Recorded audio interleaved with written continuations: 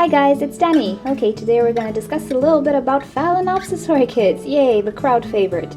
Alrighty, so I've been reading a lot of articles and watched a lot of videos that always suggest that you never cut Phalaenopsis flower spikes. And sometimes they say because it will bloom again from the flower spike.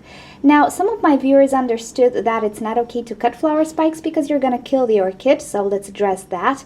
No, you're not going to kill your orchid. The flower spike is not a vital organ for your orchid. It doesn't help it survive. It helps it multiply, yes, but it only drains energy from the orchid. That's all it does. So if for whatever reason you prefer to cut the flower spike as close to the base as possible, you're free to do that. Nothing bad will happen, actually. The orchid will have more energy to produce roots and leaves, and these organs are essential for orchids. Now regarding the reblooming part, well yes, Phalaenopsis orchids can rebloom from the very same flower spike, but it's not as often as you might think, or it's just not as often as articles or other videos make it sound. And I have two examples here. So here I have a mini phal. I have this flower spike for almost a year right now. It was done blooming and I just left it on. But really nothing happened.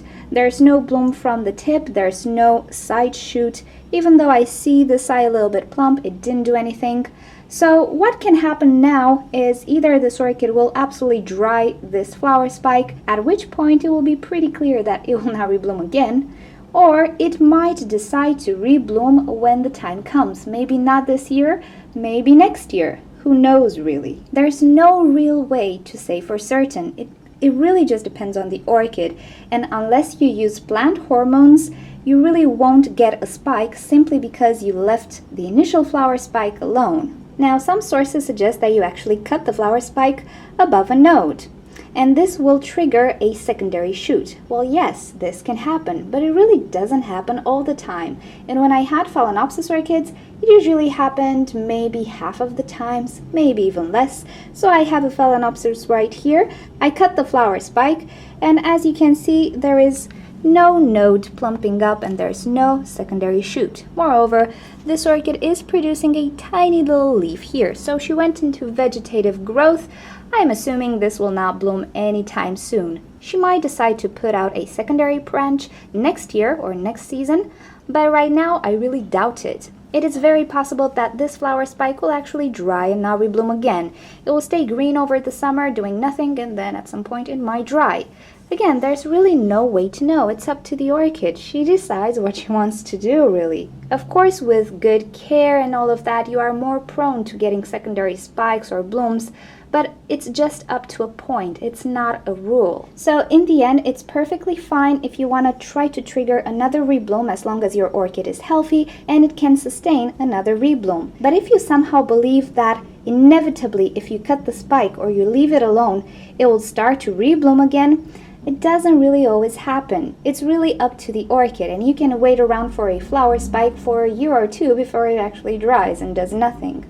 But there are happy cases as well, so you are free to experiment and to try out to trigger another rebloom if you want to and if the orchid is healthy, but don't expect 100% results because nature is really unpredictable and your orchid is unpredictable. I think your main focus should be new leaves and new roots because these are the organs essential for the well-being of the orchid.